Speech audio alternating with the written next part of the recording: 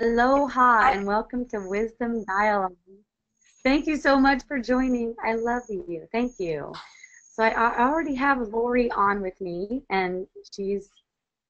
Go ahead, Lori. Okay. Um, Tell it. I got the little button saying session is being recorded when you click it, so it should be going. Um, so what? So I was talking with Phoebe and realizing that when somebody gives me a compliment, because Phoebe's talking about the uncomfortable feelings is when she doesn't have them much anymore. So when she has them, she wants to dig it out, wants to find out what is causing the uncomfortable feeling. So Yeah. I hope I'm here now. Oh, she's here. Aloha, Phoebe. Hi, sweetie. Okay, so when I think going on doing, okay, when somebody gives me a compliment, I don't want to take it. It's very uncomfortable for me still. So, and I linked it to mom saying, be careful, don't get conceited. And then I also saw that that's a road that Lori thinks she's going to go down that's scary. Doesn't want to be ego like she knows more than others. See what I'm saying? Okay. So that's basically false humility. Has to help. If that doesn't make, I don't get it. Yeah, it's like don't put me up on a pedestal. I don't Right, want you to put me up on a pedestal, right. and it's saying, I'm uncomfortable. Basically, Yeah, I'm uncomfortable. I'm yeah, experiencing uncomfort right now. So the uncomfort doesn't have anything to do with the other person putting you up on some kind of pedestal. That is arising within your own self. right. See? Yes. Okay, got that. Yeah. The un So there's yeah. the uncomfortableness The uncomfort with it is, yeah. is So arising it's in like a thought. trick. Yeah, it's like a trick that will um, get you to identify with projections that make you small, that make you separate. Right. Because even the perception of a person putting you up on a pedestal, that's your perception. Ah, right. Yeah, Oh, like you painted that picture. And so basically what's happening in that instant is the ego is using that perception to get a feeling. it's using it to get a feeling, Yes, an uncomfortable because the feeling. feeling is a habit. Yeah, an uncomfortable feeling because that's a habit.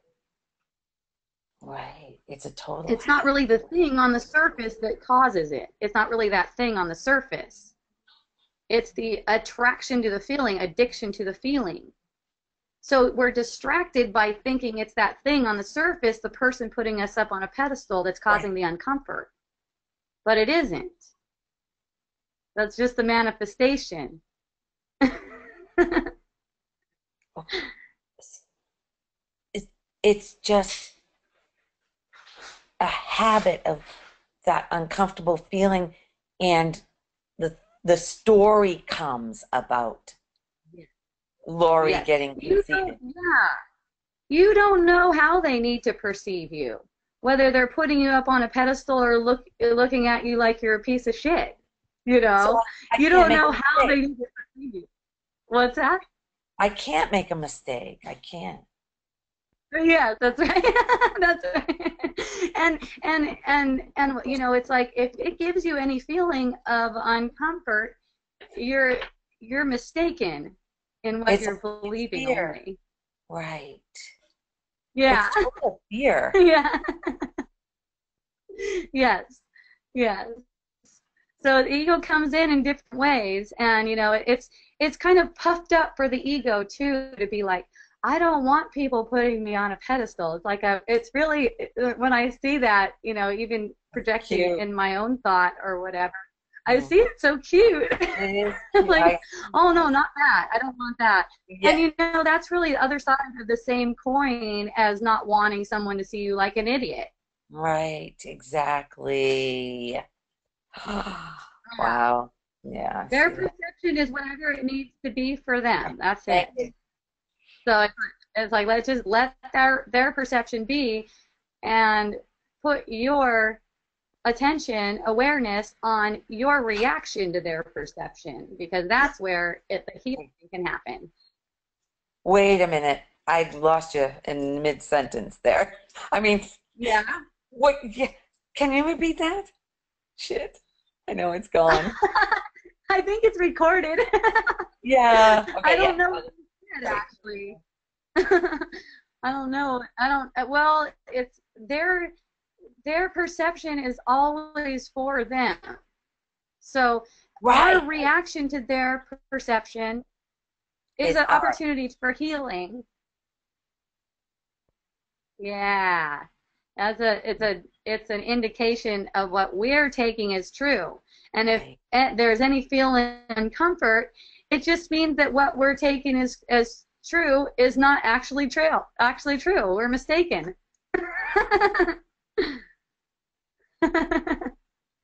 We've been mistaken.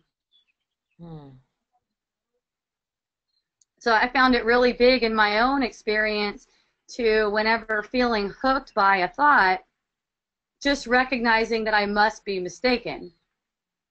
Even though it Ah. doesn't feel like I'm mistaken, it feels like I'm really right about that thing being a problem. Hmm. but it's like do you want to be right? Because you can be right in the material world, or do you want to heal the illusions that are making that even possible? Wow. And heal the very Definitely. cause of it, root. Yeah, I definitely want to heal everything. Is it possible Of in a course. lifetime? Well, you know what? It's a lifetime isn't real. Time isn't real. That's the Right. thing. And Right. what asks is it possible already doesn't trust. See? Yes. So that's Right. I see. already the projection of untrust. Because because in any moment it can be cleared, whatever it is. It could be completely clear. I noticed that just in my own experience, where it seems like something's a real problem, and then noticing that it's I must be mistaken, and then there's no problem. The So minute why wouldn't yeah, it's just gone it's just not a problem anymore. the minute Because there's go ahead. the minute there's recognition that I must be mistaken, is the problem just disappears. Yeah, it's opening a door. It's opening a door. What's seeking you? For what's real Yeah, instead of yeah. unreal. As it's like exactly. It's just opening the space. And we can't really take the step of the actual healing from as consciousness. Basically, what we can do is open the way by not believing falsehoods whenever they cross our mind. I see. Right. Hmm. Okay. Okay. I think I'm I done. love you. You want to say something? No? No? I love you too. Yeah, I thought Phoebe was gonna, but Okay. I'll raise my hand if she thinks of something. Yeah, raise your hand anytime. Okay. That goes for everyone. Raise your hand every time. All right. So I don't see any hands at the moment, and I don't see questions except Gail wrote, "If it feels like shit, it's a lie." Yeah, Gail. That's it. That's it. All right, Yulia.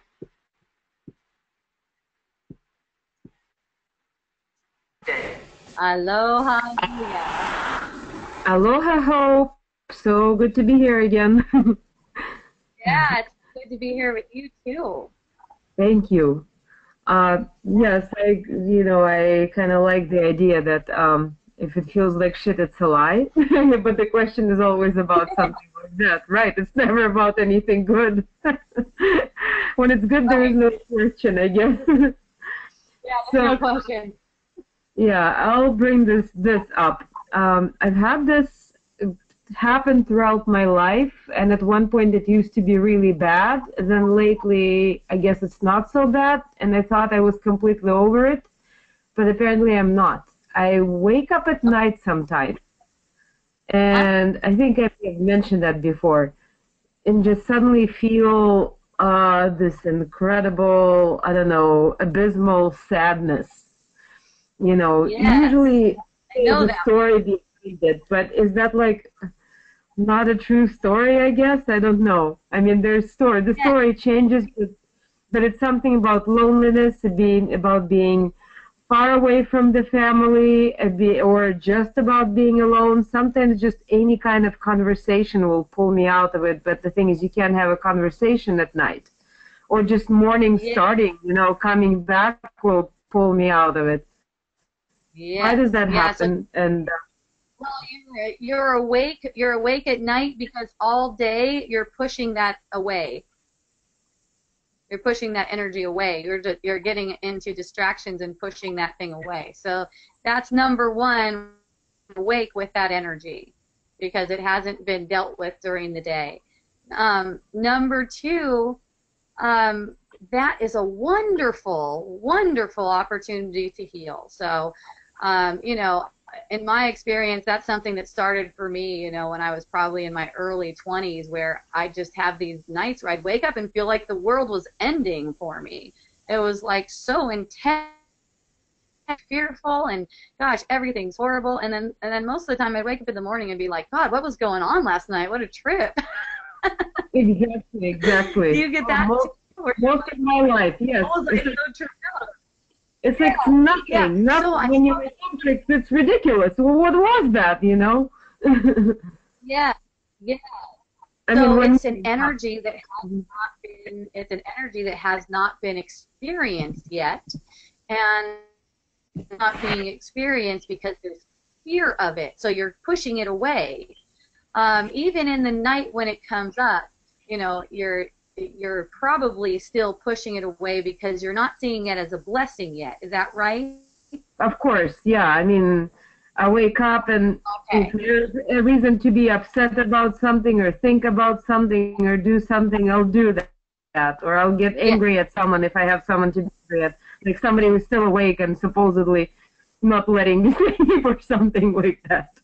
Sure. Well, yeah, I know. I know what you mean. I've blamed things on keeping me awake, and then with the thoughts and yeah, and even being upset that I'm awake, you know, and you know, it's like eventually I started seeing that as such a profound opportunity because the energy that was coming up was so intense. And that intensity, it's easy to identify the delusion. It's real easy to identify because you're experiencing all these intense sensations, and the mind is telling you that this is why. And if you're seeing that in truth, as in not believing the thoughts that are crossing your awareness, but being there for those intense sensations that are moving and changing in the body, then that's how it gets healed. Because all that is an energetic interpretation. It's a fearful interpretation. When you're there for the fearful interpretation, and it's, you know, kind of like being washed with waves, you know, it's like it's just waves of information, and they have a certain sensation to them, and being with those waves of information is very healing. So I start to see that as such a grand opportunity anytime it came up, and anytime it comes up, if it comes up in the future, it's not a problem if that happens. It's an opportunity. Yeah. Mm-hmm. Mm-hmm. Yeah, when I wake up, I guess the whole story doesn't carry as much meaning that came up at night. You know, I can easily deal with that story and tell everyone how it's not true and tell to myself how it's not true. But at night, the pull of that story, it's like a bare naked story uncovered, and you go, shit, that story is true. You know, and then there is a horror associated with that, a sadness. Yeah. Yeah, that's just a pattern. That's just a pattern of using misinformation to get a familiar feeling. And when you start to see it as that and experience as what it, what it really is, then it doesn't have any power over you. It can't have any power over you, because every time it comes up, it ends up serving a healing purpose instead of the original purpose, which is to make more illusions. Where do these waves of information come from? Well, it's an interpretation. Okay, so it's an interpretation of thought. It's an interpretation of belief about who you are and what you're perceiving. And they get woken up by them so suddenly. It's just, I'm sound asleep and boom. Is that how yours was? Yep. Totally. Right away, caught in that. It's like a stream. It's scary stuff. Yeah. Yep. It's just a stream. It's just a stream. Yes, exactly. Yep. Mm-hmm. So when you're noticing that it's just a stream, even when the thoughts feel real, I mean, sometimes you're not. Sometimes you're like, wow, I'm not noticing. This seems really real, but still, you're the one watching that. You're the one watching it happen. You're watching it play out, and when your mind gets used to recognizing the truth over the illusions, then it's just not a problem for any of those uncomfortable sensations to come. I've read a million books and things on that, the sense of aloneness versus loneliness. Yes. And, daytime consciousness tells me, wait, the hell, hold on, this is not true. You're not like alone all your life. This is BS, total BS. Yeah. But whenever I get, into like, whatever you call it, gap between relationships, that stuff comes up again. And I guess it's not just me. I see it in other people. So many people are terrified of that, and so am I guess. Not that I admit it openly, not that I believe it during the day, not that I don't work with that, but it's there. Yeah. That part of that fear at night is that, and plus a sense of lack of safety and just I don't know, it's difficult to describe. It's more profound than that. But those things play out in that occasionally, and that's one of the themes. Yes. So whenever you're believing in that, in those thoughts that come along with that lonely feeling, you're making illusions of loneliness. That's how they're made. So noticing that, and only just noticing that, not judging it or anything. Because as you watch the ego play out, as you're watching the ego play out without being identified as the ego, it heals by itself. It kind of burns itself out. Because delusion can't keep going in the light of consciousness. Can't keep going in your awareness. Okay? And then there's sometimes you start watching that, remembering that it's not you, and then I guess I would say the ego throws in another thing there. It starts suddenly feeling bored and tired. None of them are different. All the sensations, none of them are different. They're all an illusion too. That's the thing. The energy that's arising, it's an illusion. It's just been fed. And it seems like it has life, but it doesn't. It has no life other than what we're giving to it. Yeah, I guess the ego kind of gets stubborn, and then there's this ill will. Well, if I can't have that, then I don't want anything, or something like that. And then it doesn't know what to do, and it's bored. Yeah, And the thing is, you know, I've said this before, it's like there's no way we're going to attract anyone that's not authored by our energy field. There's no way we're going to attract a partner or a circumstance or anything that's not a representation of what we take to be true. I fully believe that, but it's so tricky. Yeah, because in the moment, if you're believing in illusions, it's multiplying illusion. If you're believing that that person is out there, someone's out there that you have to meet, you know, or silly thoughts that, you know, come up about stuff like that, fear of loneliness kind of thoughts. And if you're believing them, if you're believing in them, you know, then your will is like God in this world. You know, it's like, okay, I want that to be true. So then we get what we want. We get a demonstration that it's true. And then when I'm in a relationship, I get the opposite. I want out, ultimately. Yep. Pretty much, I looked at all of them. It's like, wait a minute, you wanted out of all of them. Yeah. Except for some very brief and fleeting ones. All of the more or less long-term relationships and real long-term relationships, I wanted out of. I wanted free of. I wanted to run. And I thought there was something better out there each time. Yeah. And then, and we, you know, automatically, it's like we think that something was wrong. Something was wrong with them. Something was wrong with us. Maybe something was wrong with both of us. But mind energy is attracting. Mind energy is attracting, and that's what brings the illusion of bodies together. That's what it brings the illusion of romantic relationships. I know it doesn't sound so romantic, but it's mind energy attracting for healing the mind. That's the purpose of these minds coming together. So, you know, we start to see a reflection. We start to see a painful reflection of ourselves in our partners, and then it seems like we need to get away from them.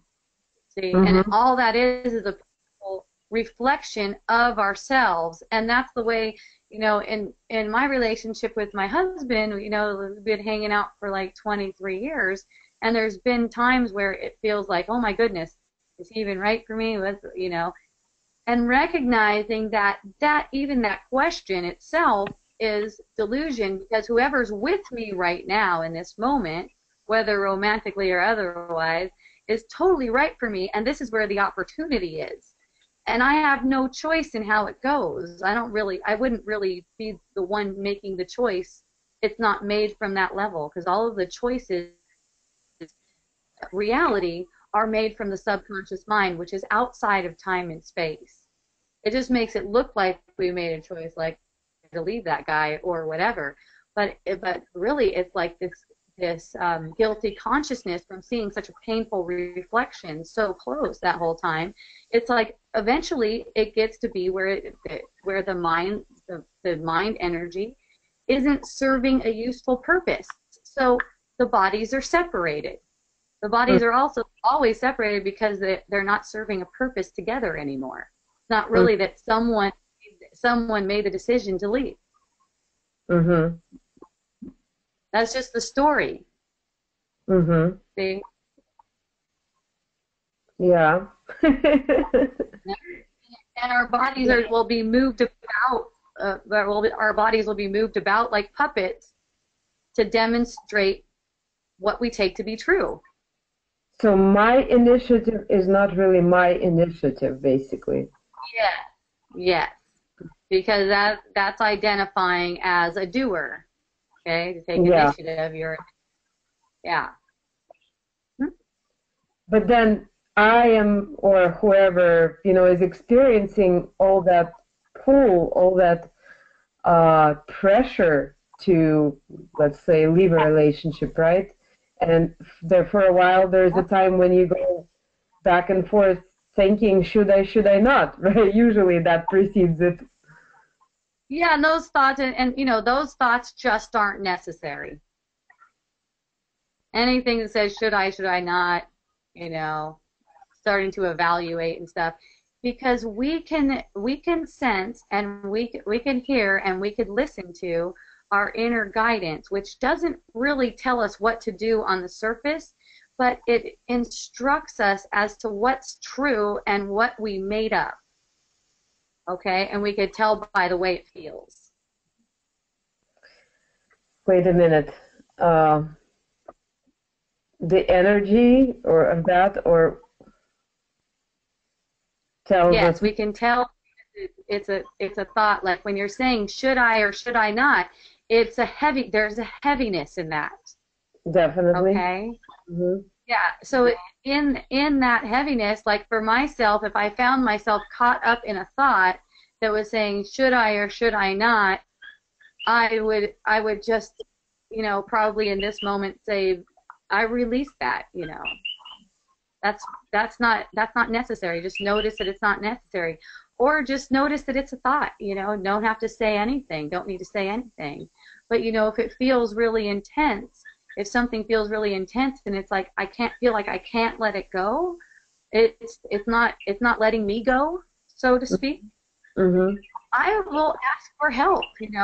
I could, there's angels, there's the Holy Spirit, and just ask for help. I could even say, Holy Spirit, please take this. Just the idea of what I feel like I'm caught up in an idea of what should, and then Holy Spirit, please take this. And there's a sense of relaxation. Mm-hmm. And that's all. And that's what's healing. That's what's leading and guiding. So whatever happens on the surface, if I don't have to entertain thoughts of should I or should I not leave my husband, because I'll know if I'm leaving my husband, because that's just what I'll find myself doing. I know. Or if I'm staying with my husband, that's just what I find myself doing. But whoever's in front of me is worthy of my full love and attention, because whoever's in front of me is reflecting me, for me, and always bringing a gift, no matter what they're doing. Mm-hmm. Okay? Yeah, I believe that. I just forget that. Yes, and in that, in that trusting approach to everything, life unfolds beautifully. It's like what I find is it's natural for me to attract and be in communication with and relating with wonderful, loving, peaceful, kind people, like all the time. Mm-hmm. You guys are some of them. Yeah, everyone on here. Love you. Love you too. Yeah. Mm-hmm. But sometimes people are kind and even loving, but there's still like other things that make it difficult, and then you feel guilty for wanting of a relationship even with kind and nice people. Okay, well, would you be willing to consider that the other things that seem to be a problem are just being used to get that feeling? Used to get that feeling by what? By me? By the ego? Yes. Yes, that feeling in you. It's just you being used to get that feeling in you. Any sense of disappointment or lack in another person or anything like that. That's just be a perception that's being used to get a particular feeling out of you. Mm-hmm. It's coming from you, the perception. It's not coming from them. So hard to reconcile with that. I mean, I again believe it, but it's so hard to reconcile. Like, you look at the person and you're like, they will never be this, never do that. They have this problem and this problem will never go away. This is how most likely, or you don't believe it is anymore, or that you can't handle it anymore. Yeah. And it seems they came with it, not that, I attracted it, although of course I did. Or not that my ego is using that, or it's hard to put it all together, to see it all through that. Yeah, well, you cannot reconcile illusions with the truth because the illusions are all a representation of a lie. You know, they're all demonstrating a lie. So they can't be reconciled together. Like you can't take your perception and reconcile that with what's true because your perception of a person is very limited. If you're especially, you know it's limited if you're seeing them as whatever. Just, I'm not sure where you're coming from on that, but feeling disappointed in them or anything like that. A lot of sickness and depression and things like that. That's okay, because of what you're perceiving about them. Is that what you mean? I mean, they have that. They had sickness and depression. Just. Oh, okay. So you were seeing that as a problem. Okay. Yes. Perfect. Like non-stop. Yeah. So you were seeing depression where we were basically living together but living separate lives because the person had no energy, no health, and no desire to do anything most of the time. Okay. So if that was something that was if that was something that was a problem in your mind, then your part in that was to help him hold that in place. Mhm. Okay. If it's something that you're resisting, then you're helping that energy to be held in place, the energy of depression and sickness. Okay? Because it's not a gratitude. See, it always goes back to gratitude. But it's so difficult to be grateful for someone who is extremely, extremely depressed and you're existing with under the same roof. Well, they're not under the same room. They're actually coming out of you. It's coming out of your energy field. It's a projection from your own energy field. See, so when you're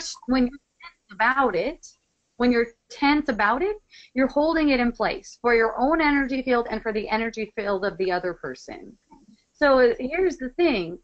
It's only thought that can make you feel tense about it. Because in this instant, this instant is just being experienced as it is, there's absolutely no problem. The only thing that can make it seem like a problem is thought about it. So in that instant, you're involved in making it a problem, and that's why it continues. And that's why, didn't you say you've had more than one of those kinds? No, that was one kind like that of that type. Yeah. But something about them. Something were different issues, as in like not nice people. Okay. Okay. Yeah. Yeah, sick. all it is a resistance to embrace energy. All it is a resistance to embracing the energy that's arising in your own body. Because all that, even the perception of another person's sickness or depression, is an opportunity to heal that in our own perception. Mm-hmm. Not in them, of course, in my own perception. Right, and that's exactly what opens the door for healing. And here's the thing, you find yourself in a dance with this kind of energy because that's what needs to heal. That's why it's such a gift. That's what gives cause for gratitude. Because they're helping you to bring up exactly what it is that needs to heal in you. Okay? I'm just trying to understand what it is that needs to heal within me. The resistance to the fact that a person next to me is depressed and sick, basically. Resistance, yes. It's resistance to it. And that I'm lacking what I hoped I would have in a relationship, right? Yes, and that comes with an energy. So instead of feeding that energy, you just notice that this is a pattern. This thought right now is feeding an energy. It's being used to make this feeling in my body right now. And when you notice that and you're willing to accept that, that's huge. Because, it's like the way you're talking right now, I could see that there's a lot of blocks to, protecting what's thought to be true. protecting the idea that it's really thought to be true that this person was actually depressed and sick, when that is actually your perception that he was depressed and sick. And if you notice that it's your perception, then there's nothing to resist, because all it is an uncomfort. It's a feeling of uncomfort arising in you. And let that feeling of uncomfort be okay. Let it be met with compassion, and everything else gets healed. It's that simple. You know what's interesting though is that this was the first time I have this kind of issue in a relationship. All of the previous ones were a totally different pattern. And I thought that I was over it, and I really was. And it was for the first time something entirely new. I had a big change I made in my life, and you know, boom, there's this wonderful relationship, and then it goes downhill because it turns out step by step that there are these things, and they're like worse and worse and worse. You know? Yeah, and you know, it's different illusions can come out of it. But you know, you're saying that it's different because you're seeing a different illusion actually, but it's the same thing because it's bringing up that feeling. It's that feeling. Dissatisfaction? Yes. That's why there's no difference. That feeling of being unsatisfied, that's an uncomfortable feeling. And so, you know, guys can be used in all different ways to bring that up. Definitely. You know, the imagination can run wild on that. There's all kinds of ways that can happen. Oh, yeah. Oh, yeah, that's so true. Yeah. Yeah. And it's so scary to think about that, honestly. Yeah, exactly. You can see that there's some resistance to it. So, you know, it's just the noticing that there is resistance, you know, and being willing to see. Our will is so powerful. In this illusion, it's everything. In this illusion, our will is everything. If we will to see with the ego, we will see with the ego. If we will to see Christ's vision, we will see through Christ's vision. And that's the point, that we recognize that there isn't a problem. There wasn't a problem where we thought there was. All there was a resistance to an interpretation of energy in the subtle body. That's all it was. And true, but then, on the surface. But then you know what scares me is the thought that leaving a relationship could be a wrong decision, or that I should feel guilty for it. Well, there is no door, and I didn't decide any of that. Well, yeah, that's the same as anything else. That's just to get a feeling. Look at the feeling it gets for you. The feeling that it's possible to leave, and that I can do it, and the door. Yeah, and the feeling of guilt, yeah. Yeah, it's just a habit. It's just a habit. When you recognize it's a habit, it comes in the form of a feeling, it's not a problem. There are no problems.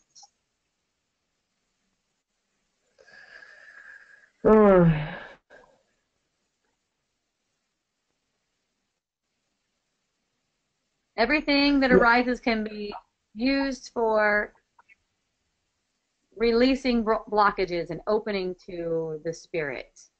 I know where I'm seeing resistance in me is when I try to go back and think about, you know, how I struggled over that decision to leave and finally made it and was happy and relieved about it, that I did it.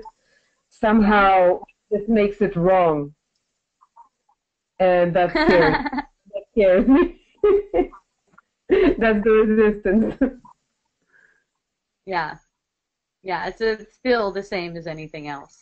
Those thoughts are just it's all wrapped around. All these layers have been added to this whole dynamic of you in a romantic relationship.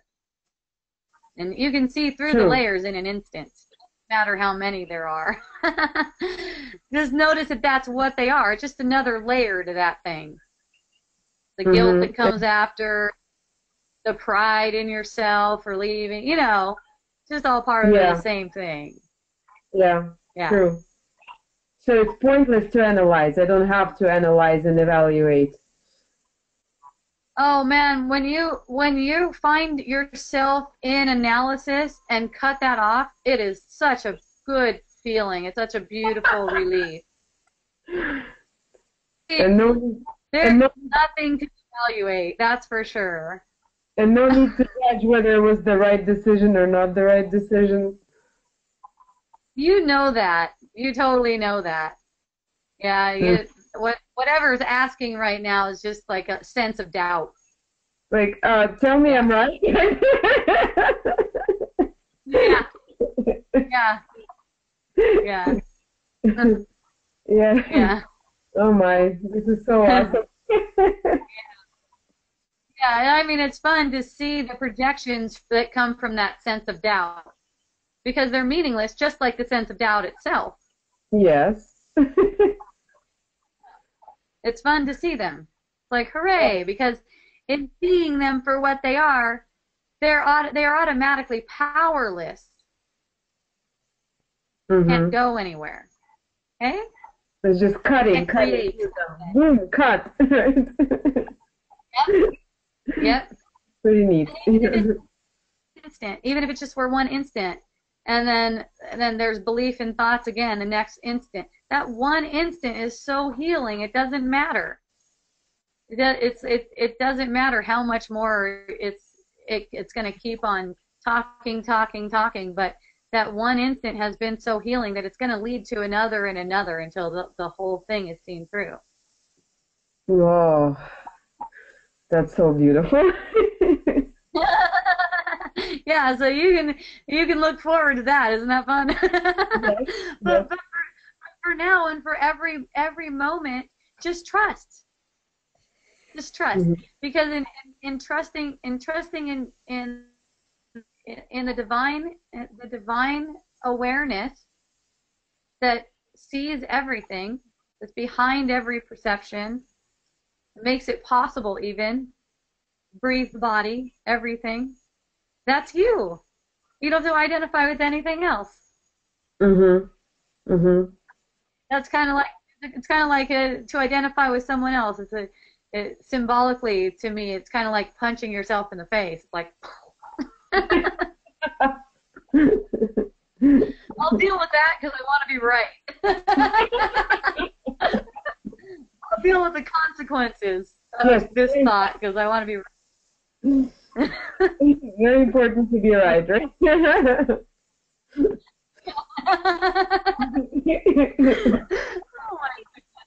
Oh my all right, so are you pal for now, or yes, you more? I'm gonna go and live with that for now. Thank you so much. Beautiful. Aloha. Aloha.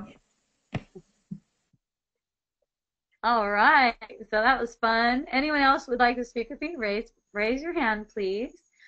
I have a question here from Sativa, who has since gone to work, but she'll listen later. So she said, I've got caught up in loving conditionally rather than unconditionally. How do you shift your focus on loving and accepting people fully for who they are without, in all caps, getting triggered by things you don't enjoy that they do or say? Well, this is an awesome question. Thank you, Sativa. I got caught up in loving unconditionally rather than unconditionally. Well, you don't have a choice in whether you love conditionally or unconditionally, because that, again, is identification with the doer. All there could be is seeing that. There is noticing that there's loving unconditionally, not that I'm doing it. There's unconditional love. Oh, that feels lovely. Oh, there's conditional love. Wow, that really feels like a burden. You can sense it. You can sense it. Forget about the words, but we can sense that because there's fear in conditional love. There's fear in it. So with conditional love, there's a fear of the person leaving or dying or being attracted to another person or, different stuff like that. Unconditional love is more like it doesn't matter what you do. I love you, and it doesn't really, and that doesn't mean that I'm necessarily hanging out with you either or sharing my body with you. Actually, I don't have a choice in those things. And so it doesn't matter if we are together or apart, if our bodies are separate or apart. In fact, we're always relating. It doesn't matter if our bodies are together. That's more unconditional, and it can be sensed. And this right here on the surface, conditional, unconditional, you see that they're opposites. We do not have a choice between opposites. We have the choice between life, which has no opposite, and death, which pretends to be the opposite of life, only pretends. And that's in each instant, okay? So in the moment, to give you something more practical here, here's the question: how do you shift your focus from loving and accepting people? Okay, so I don't try to shift my focus. Focusing is happening automatically, and I'm aware of the focus. I'm only aware of the focus, where the focus is going. There's an awareness of it. So I don't have to identify with something that has to change or shift between loving and accepting people or not. I don't have to choose between two illusions. Those are two illusions, okay?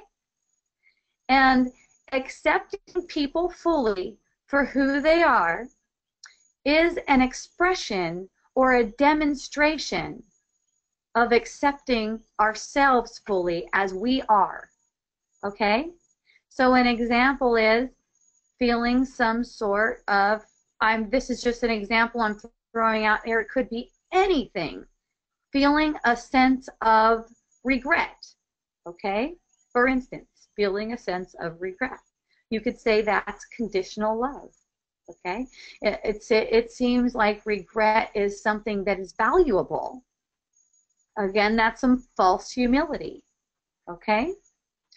And when regret comes up and it's conditional love, like I regret that I treated that person that way, that's conditional love for yourself. It's like I won't love myself unless I see it this way, unless I behave in this way. See? And the thing is, there is no doer. There is no doer. So if there is conditional love in the mind, where I can't accept myself unless I do things this way, it's going to be very hard to adhere to that so that you can be acceptable. And in some way, the mind will always present itself to show where you are not accepting unconditionally, where there is not unconditional acceptance. And in seeing that, that's how it gets healed, okay? Without getting triggered. See, there's this thing where people don't want to get triggered. Why do people not want to get triggered? Because there's an illusion that getting triggered is a problem. Like there's a problem with getting triggered. But getting triggered, all it is showing that what you're believing is making this illusion of a problem, which presents itself in the form of a trigger first. First, it's a trigger. If the trigger is taken as true, then it's going to be manifest on the surface. So if the trigger, oh my goodness, I regret that, is taken as something that's valuable, something that's meaningful, then it's multiplying to show more of the same. If the trigger arises and it's recognized that there is no doer, so regret can't be real, and there's a willingness to just feel that sensation, you'll find yourself doing less and less things that give any reason to the mind for regret. Of course, there is no real reason for regret. All the reasons are deceptions. There is no reason for it because there is no doer. Okay? So accepting people fully is a demonstration of our own self-acceptance. Because anything that we perceive in another person that seems unacceptable is our own projection. It's like, I don't want to see that in myself, So I choose to see that over there. This is an unconscious choice. It's a choice that happens so fast, we forget that we actually made the choice. There's a choice for death, the choice to not see it in ourselves and to see it in another person. So then that acts as a distraction, as if we can't accept another person. That other person isn't there like that. It's not like that. It's like we've painted the whole picture of them. They're nothing but divine, immaculate love. However else we see them, that's only a deception. Okay? So the unconditional accepting and the unconditional love, that's something that emerges on its own. There's nothing to do. Once again, always goes back to that, because there's no doer. So, hooray. Anyone else? Would anyone like to raise their hand and speak with me?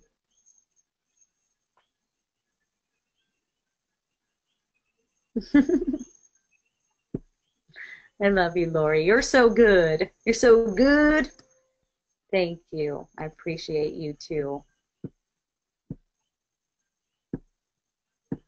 Unmute Bob Shine. Yeah, Bob Shine.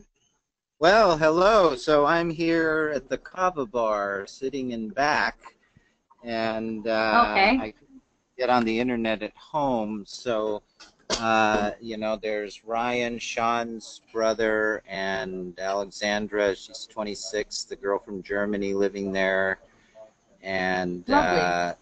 and so yeah, so we've been having real bad problems with Marjan, and Ryan called David, and David wants me to be the co-manager. She's just really been, you know,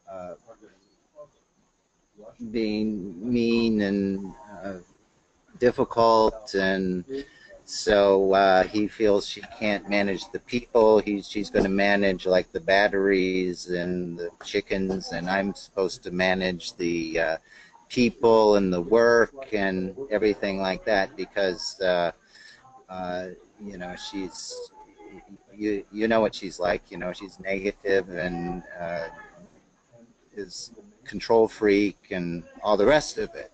So I'm listening to what you're saying to these other people, you know, rely on the Holy Spirit, let the Holy Spirit direct this, see that, realize that that's my projection, that whatever she is doing, I am projecting those characteristics onto her that I don't want to see in myself.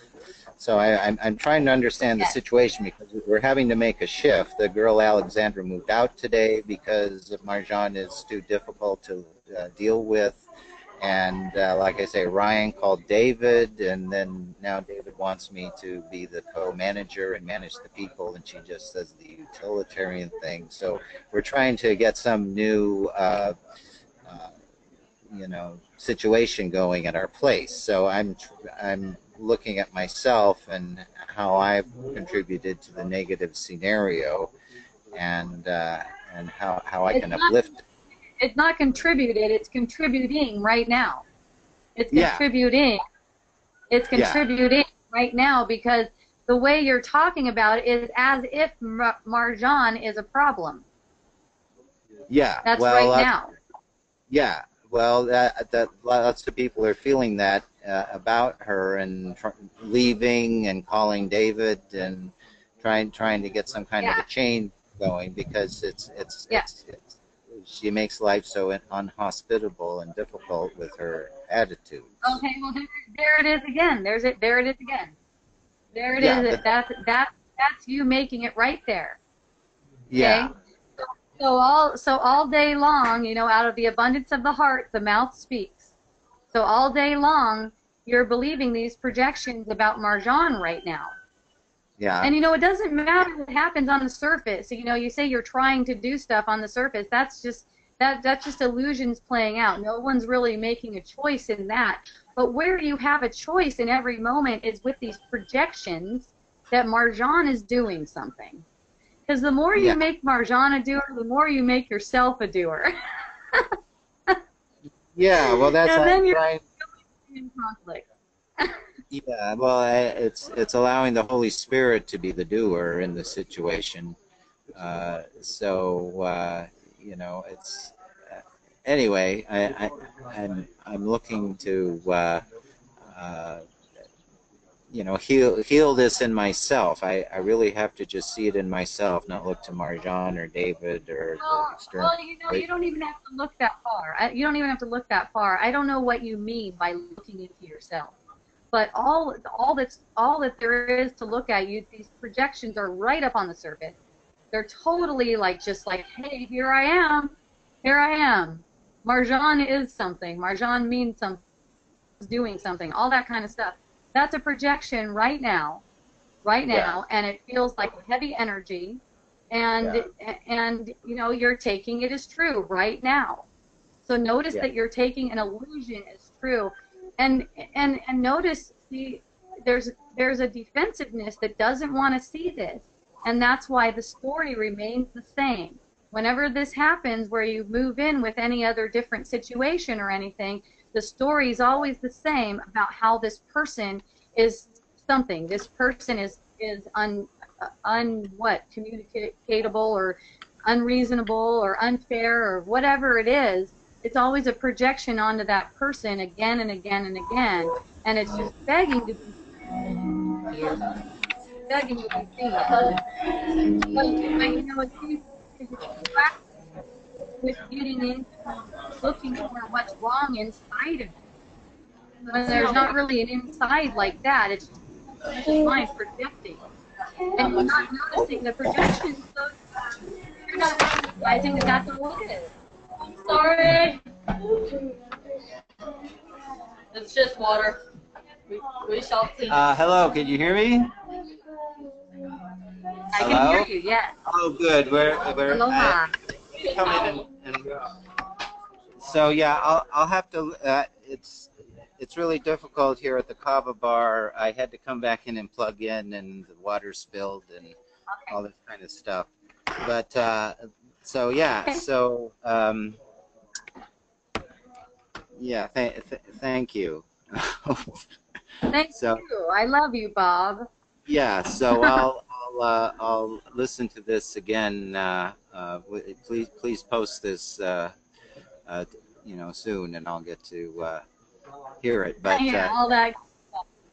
yeah, thank you for Yeah, embracing I us love in, you.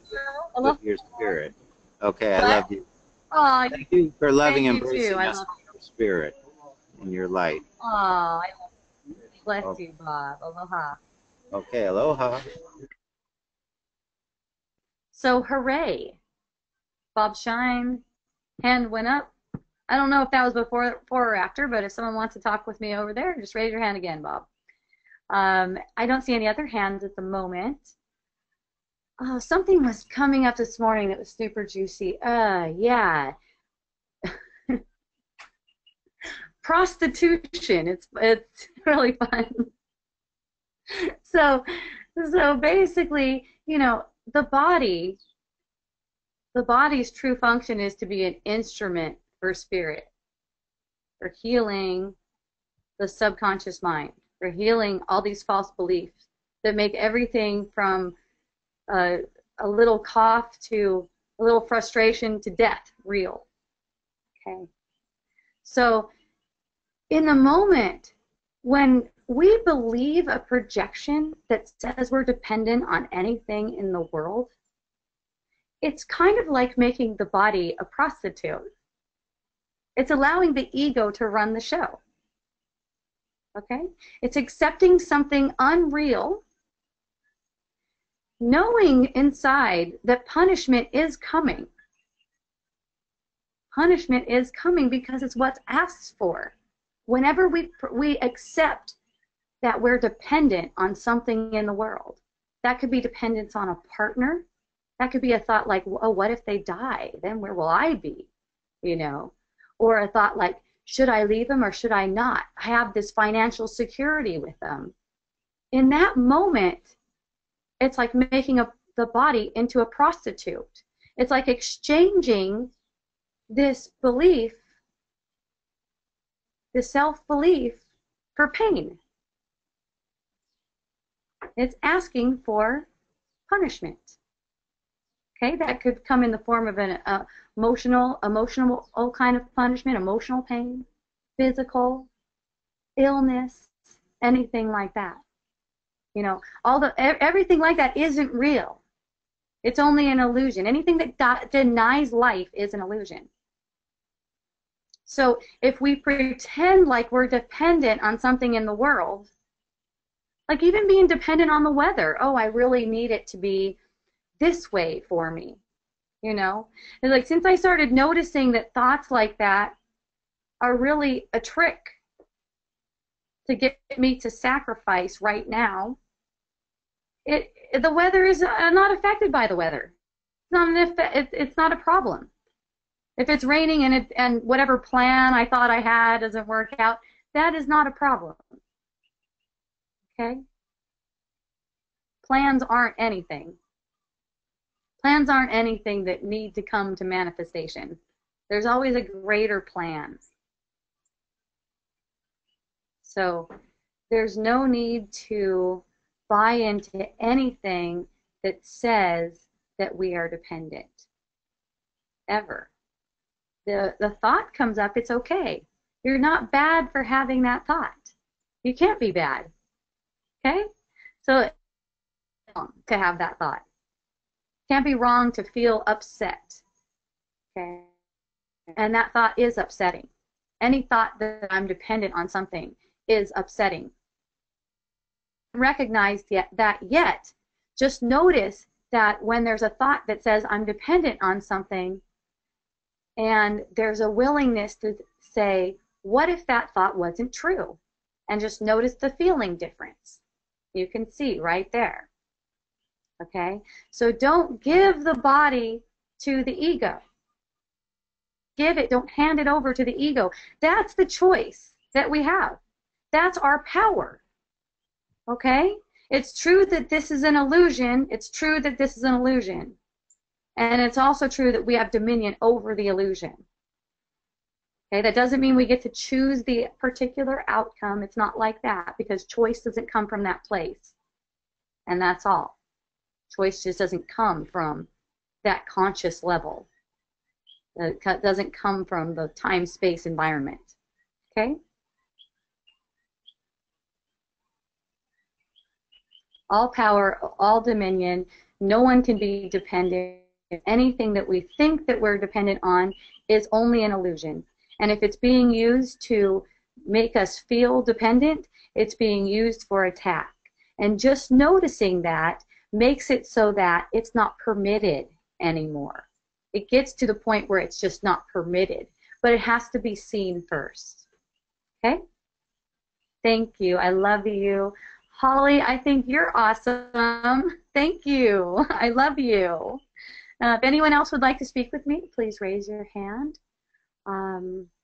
Yeah. Otherwise, we are sponsored by Miracle Botanicals, Wisdom Dialogues.